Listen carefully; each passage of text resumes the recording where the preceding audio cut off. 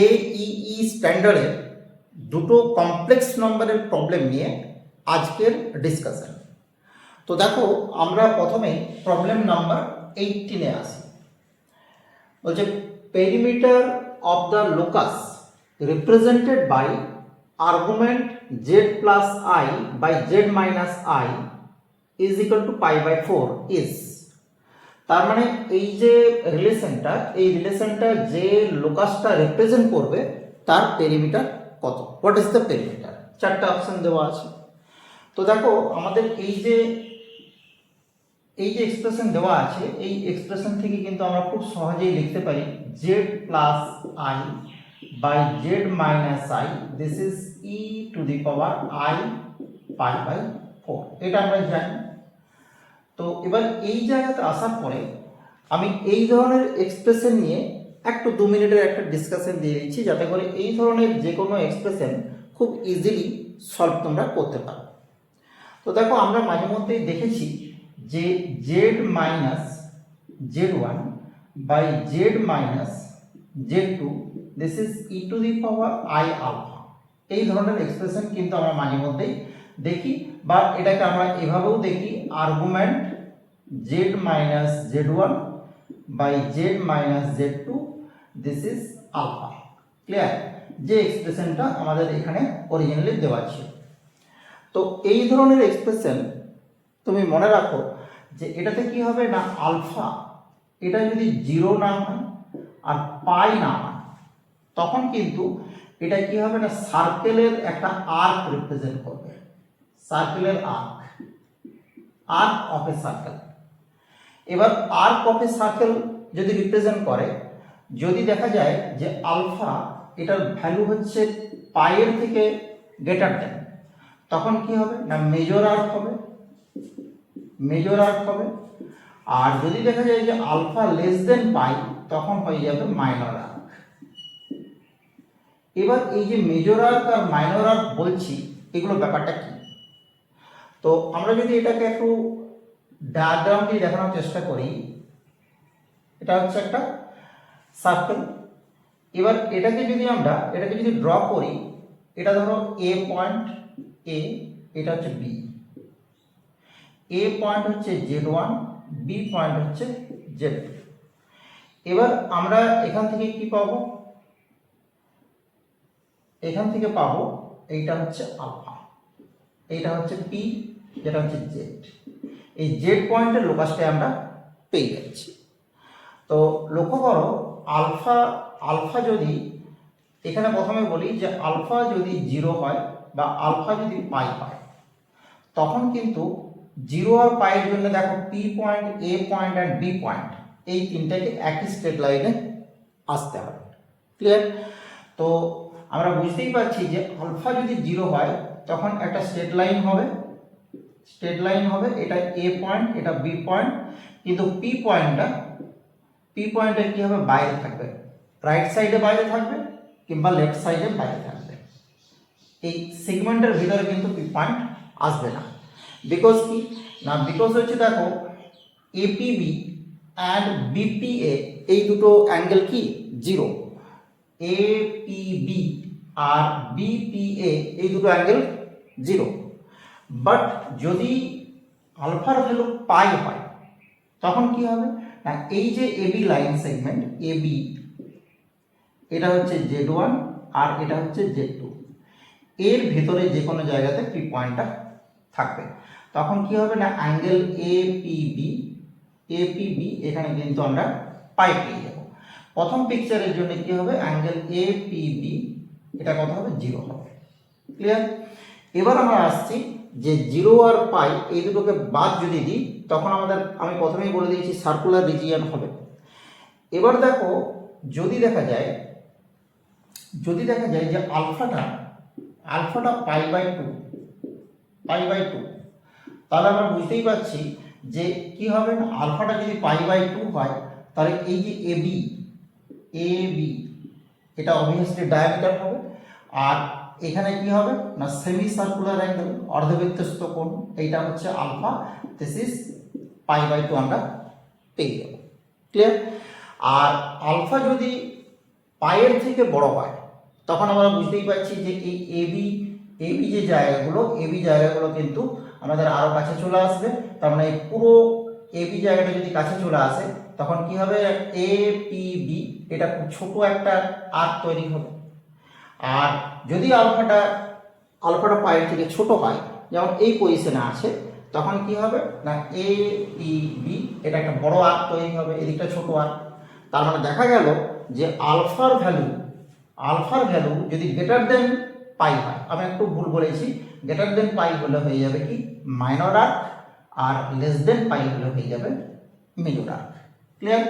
এখানে আমাদের কি হবে না, এই যে পিকচারটা আমি দিয়েছি এখানে হচ্ছে এই যে আর্কটা, এইটা হচ্ছে আমার কি না locus of the point P. আমাকে এই জায়গাটা ফাইন্ড আউট করতে হবে। এবার দেখো এই কোটা কথা যদি আমার মাথায় থাকে, কত সহজে আমরা এই জায়গাটাতে আসতে পারবো। দেখো আমরা প্রথমে কি করছি, একটা সার্কেল ড্র করে নিলাম। এবার সার্কেল ড্র করার পরে আমরা বুঝতেই পারছি যে এখানে আছে আই, এখানে আছে মাইনাস আই। ক্লিয়ার? এই যে জেড ওয়ান হচ্ছে মাইনাস আই, আর জেড টু হচ্ছে আই।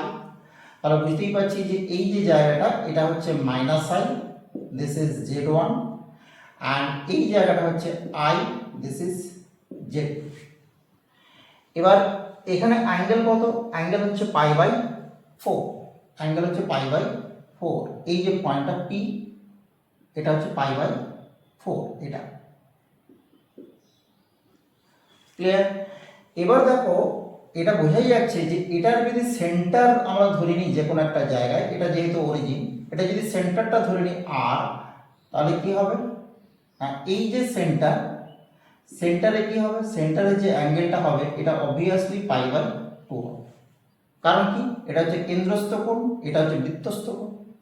তাহলে এটা যদি পাই/2 হয়, এটা হচ্ছে রেডিয়াস আর, এটাও হবে রেডিয়াস আর। ক্লিয়ার? তো এই দুটো যদি রেডিয়াস আর হয়, এই জায়গাটা কত, এই জায়গাটায় যে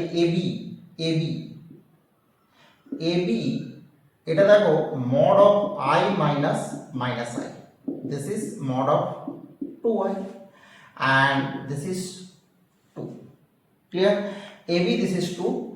এবার এই দুটো যখন আর পেয়ে গেছি আমরা, এটা যখন পাই/2 পেয়ে গেছি, এই যে ট্রায়াঙ্গেলটা এ আর বি, এই ট্রায়াঙ্গেলটা কি রাইট অ্যাঙ্গেল ট্রায়াঙ্গেল। ক্লিয়ার? তো রাইট অ্যাঙ্গেল ট্রায়াঙ্গেলের ক্ষেত্রে দেখো r square plus r square, this is ab square, this is 4, so 2r square, this is 4, so r this is √2। তাহলে আমরা রেডিয়াস অফ দ্য সার্কেল পেয়ে গেলাম। এবার দেখো আমাকে কি করতে হবে, আমাকে বার করতে হবে যে আর্ক এপিবি এখান থেকে এই পর্যন্ত আমাকে ক্যালকুলেট করতে হবে। বিকজ এইরকম জায়গাতে যে কোনো জায়গাতেই থাকে না কেন, সেই অ্যাঙ্গেলটা কি হবে, সেই অ্যাঙ্গেলটা হচ্ছে পাই/4। যদি আমরা আরেকটা দেখাই, এখানে হচ্ছে পাই/4, প্রত্যেকটা পয়েন্টেই এপিবি আর্কের উপরে যেখানেই থাকে না কেন এই অ্যাঙ্গেলটা হচ্ছে পাই/4 হবে।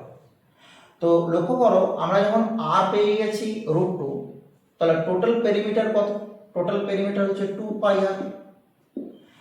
এবার টোটাল পেরিমিটার 2πr, এটা আমার পাই/2, এটা আমার পাই/2। তাহলে এখান থেকে এই দিকটা যেটা পড়ে থাকে কি হবে, এই দিকটা পড়ে থাকছে আমার 2π মাইনাস পাই/2, দিস ইজ 3π/2। এবার এই যে পেরিমিটারটা তৈরি হয়েছে কত অ্যাঙ্গেলের জন্য তৈরি হয়েছে, 360। সো এটার পার ইউনিটে কত হচ্ছে /2π। এবার আমরা যেটা বার করতে চাইছি তার পেরিমিটার কত হবে, ইনটু দিস ইজ 3π/2।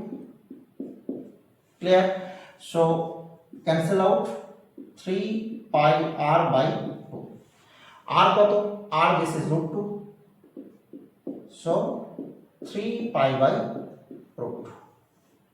আমরা পেয়ে গেলাম কি অপশন নাম্বার বি। খুব সহজেই আমরা দেখো ক্যালকুলেশন করতে পারলাম, কিন্তু আমাদের এই জিওমেট্রিক কনসেপ্ট, এই কনসেপ্টটা কিন্তু এখানে ভীষণ জরুরি। ক্লিয়ার? এবার দেখো তোমাদের মনে হতে পারে যে এটা জেনারেল কেসের ক্ষেত্রে আমরা আর কি করে বার করব। তো জেনারেল কেসের ক্ষেত্রেও একই ব্যাপার, আমরা ধরে নিচ্ছি এর সেন্টার হচ্ছে ও। তাহলে জেনারেল কেসের ক্ষেত্রেও দেখো এখানে আমরা পেয়ে যাব কি, এটা হচ্ছে আর, এটা আর। এই অ্যাঙ্গেল যদি আলফা হয়, এই অ্যাঙ্গেল হচ্ছে 2 আলফা। আমরা কি করব, এখানে এই যে এবি, এবি যে সেগমেন্টটাকে জয়েন করে দিলাম।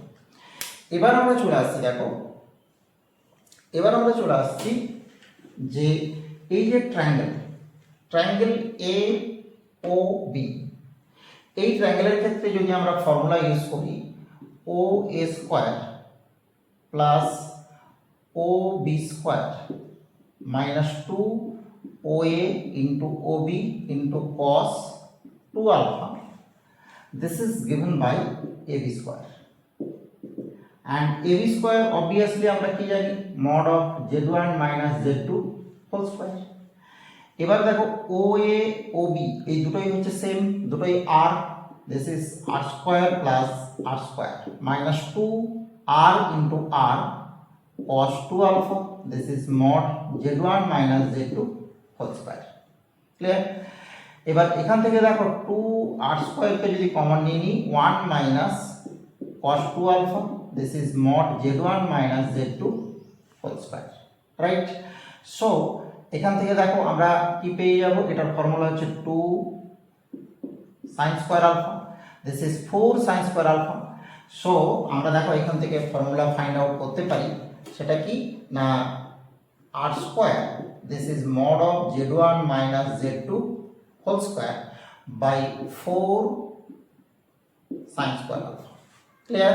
so radius of the circle is this, and we get this is mod of z1 minus z2 by 2 sin alpha। this is the radius of the circle for general condition। যে কোনো দুটো যদি z1 z2 ধরে নিই, আমরা কিন্তু এই সার্কেলের রেডিয়াসটা ফাইন্ড আউট করতে পারবো। সার্কেলের রেডিয়াস যদি পেয়ে যাই, আমাদের সেন্টারটা না পেলেও হবে, এখান থেকে এরিয়া বললে এরিয়া বার করতে পারবো, এখান থেকে যদি আমাদেরকে বলে পেরিমিটার বার করতে পারবো, বা বিভিন্ন রকমের এখান থেকে প্রবলেম কিন্তু আমরা সলভ করতে পারবো এই জিওমেট্রিক্যাল কন্ডিশনটাকে ইউজ করে। ক্লিয়ার?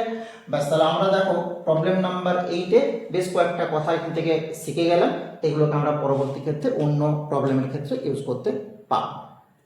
এবার আমরা চলে আসছি প্রবলেম নাম্বার 16 নয়, এটা 17 হবে। এটা যদি 18 হয় আগেরটা 17 হবে। যাই হোক, তো এখানে দেখো, এখানেও কিন্তু আরেকটা জেনারেল রুল তুমি ইউজ করতে পারবে। এখানে কি বলা আছে না, if mod of z minus 1 plus mod of z plus 3 less equal to 8, then the range of the values of mod of z minus 4 is, এখানে প্রথমেই বলে রাখি যে mod of z minus a plus mod of z minus b, this is 2c। এই যে ইকুয়েশনটা, এই ইকুয়েশনটা কি হয় না, এই ইকুয়েশনটা হচ্ছে একটা ইলিপস রিপ্রেজেন্ট করে, ইলিপস। ক্লিয়ার? তো ইলিপসের এই যে 2c, এটা হচ্ছে মেজর অ্যাক্সিস, তার মানে দেখো এখান থেকে এই যে ডিসটেন্সটা, এটা হচ্ছে সেমি মেজর অ্যাক্সিস, এটা হচ্ছে c। ক্লিয়ার? এবার z minus a, so z equal to a, and z minus b, this is 0, so z equal to b। এই দুটো কি হয় না, এই দুটো হচ্ছে ফোকাস, একটা হচ্ছে z equal to a, একটা হচ্ছে z equal to b, focus. এবার সেন্টার অবভিয়াসলি কি হবে না, a plus b by 2। ব্যাস, এই কন্ডিশনটা আমাদের যদি জানা থাকে, বা এই যে লোকাসটা যদি আমাদের ঠিক মতো করে আঁকতে পারি, আমাদের প্রবলেমটা কিন্তু 2 সেকেন্ডেই সলভ হয়ে যাবে। তো দেখো এটার ক্ষেত্রে কি হবে, এটার ক্ষেত্রে আমরা দেখতেই পাচ্ছি যে সেমি লেটাস রেক্টাম a বলি আমরা, এটাকে সেমি লেটাস রেক্টাম, এটা হচ্ছে 2a equal to 8, a equal to 4। Clear? এখান থেকে এই ডিসটেন্সটা হচ্ছে 4, অবভিয়াসলি এখান থেকেও এখানের ডিসটেন্স হচ্ছে 4। এবার আমরা দেখতে পাচ্ছি z equal to 1 একটা ফোকাস, z equal to -3 আর একটা ফোকাস, -3, এটা 1।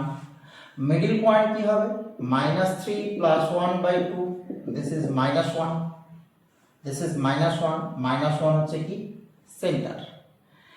এবার দেখো আমাকে বলা আছে কি এটার রেঞ্জ বার করতে হবে z-4, তো z-4 দিস ইজ এটা ইকুয়াল টু যদি 0 করি z = 4, এটা একটা রিয়েল পয়েন্ট আর এটাকে আমরা বলতে পারি এটা complex point on real Axis.